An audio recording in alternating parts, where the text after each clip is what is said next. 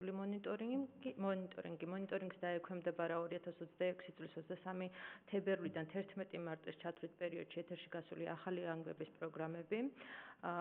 შესაბამის მოხსენების ბარათით განხორციელებული მონიტორინგის შედეგად გამოვლინდა მაუწყებლის მხრიდან რომ ადგილი აქვს მაუწყებლის შესახებ საქართველოს კანონის 54 მუხლის პირველი, მეოთხე, მეხუთე პუნქტებით დადგენილ მოთხოვნებთან შეუსაბამობას. კერძოდ მოხსენებითი ბარათი მოიცავს დარღვევების 20 ეპიზოდის აღწერას და შესაბამის ვიდეო ჩანაწერებს. ვინაიდან მოცულობითია მოხსენებითი ბარათი საილუსტრაციოდ გამოვიყენებ დარღვევებთან მიმართებით რამოდენიმე მაგალითს. კერძოდ, მაგალითად, მაუწყებლის შესახებ საქართველოს კანონის 54 მუხლის მეხუთე პუნქტის თანახმად მოგეხსენებათ, რომ დაუშვებელია მაუწყებლის მიერ ახალი ამბების და საზოგადოებრივ პოლიტიკურ პროგრამებში პოლიტიკური ან სხვა სახის დაპირისპირების ამსახველი ინფორმაციის ან საჯარო პოლიტიკის მიმდებარე საკითხების გაშუქება მაუწყებლის პირადი დამოკიდებლის ან მოსაზრების საფუძველზე. აღნიშნულთან მიმართებით საილუსტრაციოდ მაგალითად 2026 წლის 24 თებერვლის ახალი ამბების გადაცემაში ახალი ამბების წამყვანი ავრცელებს შემდეგ ინფორმაციას იმის გამო, რომ რეჟიმი ქვეყნის შიგნით არ წყვეტს რეპრესიას და ასევე აგრძელებს თავდასხმას საერთაშორისო პარტნიორებთან, ამ რეჟიმის პირობებში საქართველოს შესაბამისი მაჩვენებელი ევროკავშირის უსაფრთხოებისა და საგარეო პოლიტიკასთან მუდმივად მცირდება. ამასთან ამ და მოხსენებითი ბარათში მითითებულ დანარჩენ ეპიზოდებში მაუწყებლის მხრიდან იკვეთება პირადი დამოკიდებლის მოსაზრების შემცველი ინფორმაციის გავრცელება, რაც არღვევს ინფორმაციის მიუკერძოებულის გაშუქების პრინციპს. ასევე მოხსენებითი ბარათში მითითებულია შემდეგ დარღვევაზე, ეს ეხება მაუწყებლობის შესახებ საქართველოს კანონის 54 მუხლის პირველ და მეოთხე პუნქტებს, რომლის შესაბამისად ახალი ამბების გადაცემისას მაუწყებელი ვალდებულია უზრუნველყოს სამართლიანობისა და მიუკერძოებულის პრინციპის დაცვა, ხოლო ამავე მუხლის მეოთხე პუნქტის თანახმად ახალი ამბებისა და საზოგადოებრივ პოლიტიკურ პროგრამებში პოლიტიკური ან სხვა სახის დავის გაშუქებისას მაუწყებელმა უნდა უზრუნველყოს ბალანსის დაცვა თითოეულ პროგრამაში ან პროგრამის ციკლის განმავლობაში. მოცემულ შემთხვევაში დარღვევა ფიქსირდება შემდეგ ეპიზოდში, ეს არის 2026 წლის 25 თებერვლის საინფორმაციო გამოშვება. სიუჟეტი არის საკადრო წმენდა კონკურსის სახელით. ჟურნალისტი გვაწვდის ინფორმაციას ბათუმის მერიაში თანამშრომლების გათავისუფლების თაობაზე. სიუჟეტში წარმოდგენილია ინტერვიუები ბათუმის საკრებულოს ოპოზიციური პარტიების წარმომადგენლებთან, სადაც საკრებულოს წევრები საუბრობენ მერიიდან 36 თანამშრომლის პოლიტიკური ნიშნით გათავისუფლებაზე. აღნიშნულ სიუჟეტში არ არის ბათუმის მერიის წარმომადგენლის მოსაზრება ზემოხსნის საკითხთან დაკავშირებით. ინფორმაცია გადმოცემულია მხოლოდ ერთი მხარის პოზიციიდან და მაგალითად ბათუმის მერიის პოზიცია აღნიშნულ საკითხთან დაკავშირებით არ არის გასაჟღერებული. შესაბამისად, მოხსენებითი ბარათის თანახმად ბალანსის მოთხოვნა გულისხმობს მაუწყებლის ვალდებულებას, რომ საზოგადოებას დაბალანსებულად და თანაბრად წარუდგინოს საკითხთან დაკავშირებული ყველა საგულისხმო მოსაზრება, რაც მოცემულ შემთხვევაში ადგილი არ ჰქონია. ეს არის შევეცადე მოკლედ წარმომედგინა მოცულობითი მოხსენებითი ბარათი. თქვენი ნებართვით შეფასებულ ფორმულას წარმომადგენელს მივცეთ შესაძლებლობა ახსნა განმარტება მოგცეს აღნიშნულ საკითხთან დაკავშირებით. ევაზონა, მოусმინოთ მხარეს. მოგესალმებით, ისმის ხო ჩემი ხმა? დიახ. კომისიის ახალი თავმჯდომარის გაცნობით შეხვედრაზე, როდესაც ვიყავით, მან დაასახელა, რომ მისი პრიორიტეტები იქნება მაუწყებლის პრობლემების და საჭიროებების გაგება, ურთიერთთანამშრომლობის ჩამოყალიბება და ეს განცხადება სერიოზულად მივიღეთ და დავიწყეთ მუშაობა, რომ ჩამოვაყალიბოთ ეს პრობლემური საკითხები და მოგაწოდოთ ერთიანად, თუმცა დღეს უკვე ამ სხდომაზე ვიმყოფებით და ამ ფორმატში გვიწევს განხილვა ერთ-ერთი უმნიშვნელოვანესი პრობლემური საკითხის ჩვენთვის, რომელიც არის შინაარსობრივი რეგულირების საკითხები. ეს კანონი სულ 1 წელია მოქმედებს ეს დანაწესები და ძალაში შესვლიდან დღემდე ვასახელებთ, რომ ეს არის სარედაქციო დამოუკიდებლობის შეზღუდვის ერთ-ერთი ყველაზე სახიფათო ფორმა. აღსანიშნავია, რომ ეს კანონი როდესაც ძალაში შევიდა, მალევე კომისიამ ქართული ოცნების საჩივრის საფუძველზე მიიღო გადაწყვეტილება და ასე ვთქვათ, აგვეკრძალა გარკვეული ტერმინების გამოყენება, როგორიც არის მაგალითად ოლიგარქი, ივანიშვილის მთავრობა და ასე შემდეგ.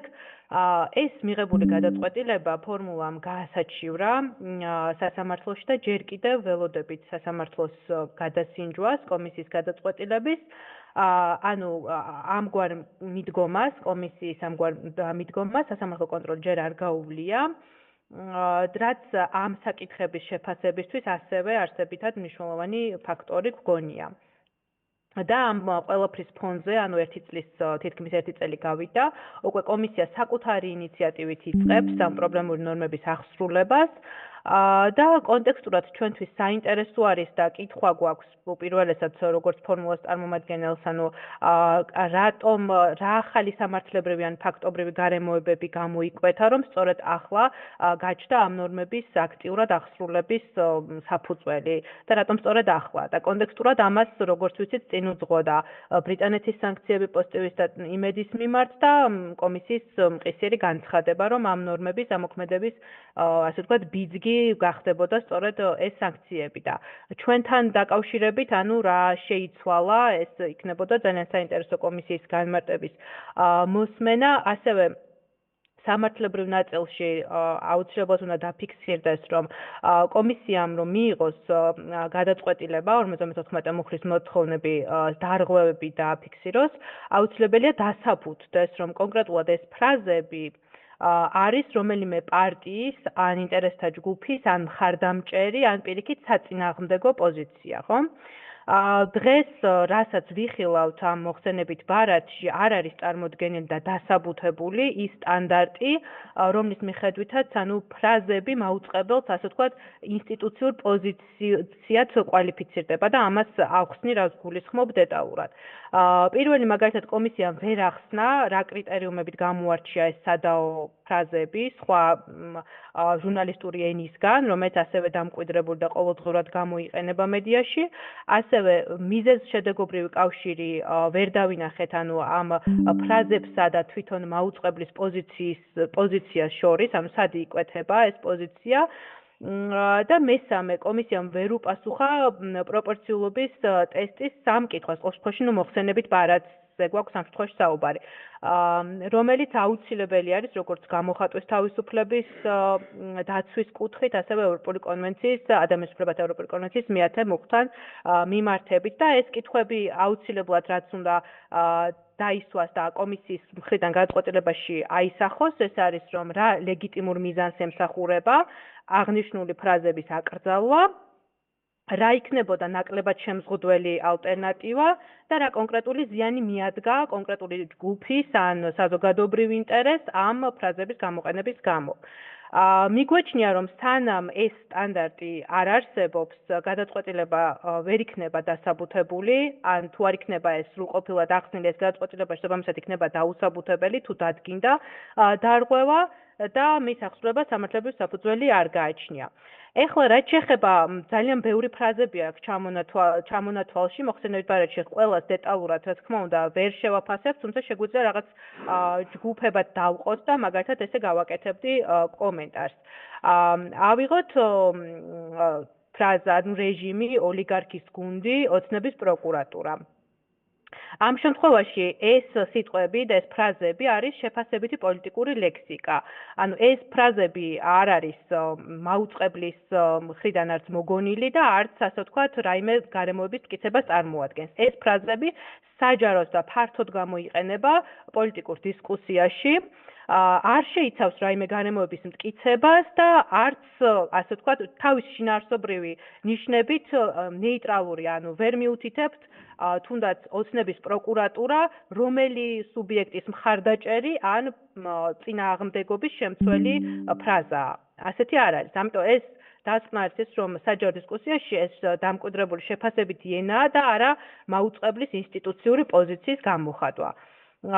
აი მაგალითად ესეთი ფრაზები იყო ოპოზიციის დევნის საქმე გრძელდება, რეჟიმი არ წყვეტს რეპრესიას. ეს არის აბსოლუტურად ნიუსის კონტექსტუალური ფორმულირება. ანუ ამ შემთხვევაში ფრაზაში ასახულია პოლიტიკური პროცესების აღწერა, რომელიც ასევე ექვემდებარება და ეფუძნება საჯარო სივრცეში აქტიურად ფიგურირებად მოვლენებს, ხო? და არ შეიცავს რაიმე მოწოდებას, ან მხარდაჭერის გამოხატვას, ან წინააღმდეგობას. ანუ ესეც დასკვნა არის, რომ ეს არის ნიუსის კონტექსტუალური ფორმულირება და არა მაუწყებლის რაიმე პოზიციის დაფიქსირება ამ შემთხვევაში. იგივე შეეხება სხვა ჩამოთვლილ ფრაზებსაც, აი მაგალითად გვაქვს ესეთი ფრაზები, რომელიც მოხსენით ბარათში არის გაბოლდებული, შაულა პაპუაშვილმა უკრაინა უმადურობაში დაადანაშაულა, ესეთი ფრაზა იყო, ივანიშვილის დეპუტატები ამტკიცებენ, ანუ ესეც გაბოლდებული იყო. ანუ აქაც კონკრეტული სუბიექტის განცხადების გადმოცემა ხდება, ანუ გამოყენებულია ნეიტრალური ფორმულირება დაადანაშაულა, ამტკიცებენ, ანუ აქ არ ხდება მაუწყებლის მხრიდან რაიმე პოზიციის გადმოცემა. ხო, ანუ ამ მოხსენებით ბარათშიც კი წარმოდგენილ მაგალითებში ძალიან ბევრი საკითხი არის, რაც შეიძლება რომ გაიფილტროს და ასე ვთქვათ, არ წარმოადგენს მაუწყებლის რაღაცა ინსტიტუციურ პოზიციის გადმოცემას. შესაბამისად, მიგვაჩნია, რომ აუცილებელი არის აი ეს ყველაფერი ამგვარად შეაფასოს კომისიამ და ახალმა თავმჯდომარემ, რომელიც გამოხატავს მზაობას, რომ მას აქვს ეს ჩვენი პრობლემების მოსმენის და გააზრების სურვილი და ეს არის სწორედ ერთ-ერთი ჩვენი პრობლემა, რომ რეალურად გვაქვს მედიის თავისუფლებაში და ასე ვთქვათ ჟურნალისტური ტერმინოლოგიის შესწორებაში კომისიის ჩარევის სერიოზული საფრთხე და ეს ჩვენთვის ძალიან მნიშვნელოვანი პრობლემაა. შესაბამისად, იმისათვის რომ დადგინდეს, ანუ მაუწყებლის პოზიცია, საჭიროა არსებობდეს მკაფიო, ერთმნიშვნელოვანი და მიზანმართული მხარდაჭერა ან წინააღმდეგობა კონკრეტული სუბიექტის მიმართ, რაც მოცემულ შემთხვევაში არ ფიქსირდება და არ წარმოადგენს შესაბამისად ამ სტანდარტს არ ეფუძნება სამართლების საფუძველს მოკლებულია. ბოდიში ესეთ მდგომარეობაში მიწევს ჩართვა, იქიდან გამომდინარე ჩვენ არ ვართ განებივრებული იმით, რომ ადგილზე მოვიდეთ და დავესწროთ კომისიის ხდომებს და იმედი მაქვს, რომ სამომავლოდ კომისია ამასაც გაითვალისწინებს, რომ ჩვენ ადგილზე შევძლოთ და არა მხოლოდ ჩართვებით, ანუ ვინც ვერ მოახერხებს დასწრებას, კი ბატონო, კარგი საშუალებაა, თუმცა კარგი იქნებოდა, რომ ადგილზე უფრო დეტალურად გაგვევლო და არა ესეთ ექსტრემალურ პირობებში და ასევე მინდა რომ ბათუმის სიუჟეტთან დაკავშირებითაც, რომელიც ასევე მოხსენებით ბარათში არის, ბალანსის დაცვის კუთხით გავაკეთო კომენტარი. ეს არის მეორე ნაწილი და ასევე მეორე უდიდესი პრობლემა მაუწყებლისათვის. ჩვენ სურს და მოწოდებულები ვართ, რომ დავიცვათ ბალანსი, რომ ყოველმხრივ გავაშუქოთ, ყველა პირის კომენტარი გქონდეს, ასე ვთქვათ, ვინც არის ხოლმე რაღაც სიუჟეტში მოხსენიებული, ან თუ მათ მიემართებათ ეს სიუჟეტი მით უმეტეს, თუმცა ხშირ შემთხვევაში და ეს არ არის ახალი, რომ კრიტიკულ მედიასთან არ თანამშრომლობს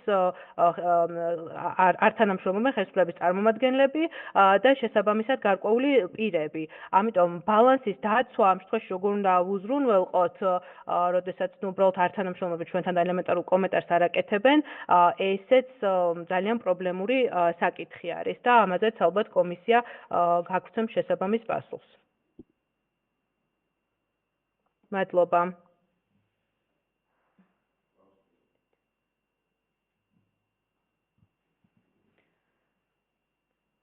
თუ არ სურს ქალბატონეთოს რაიმე დამატების გაკეთება, შეგახსენებთ, რომ დღეს გადაწყვეტილებას აღებულობს კომისია, შესაბამისად ამ საკითხზე გადაწყვეტილება გამოცხადდება 8 აპრილს 15 საათზე, 4 შაბათს და დამატებით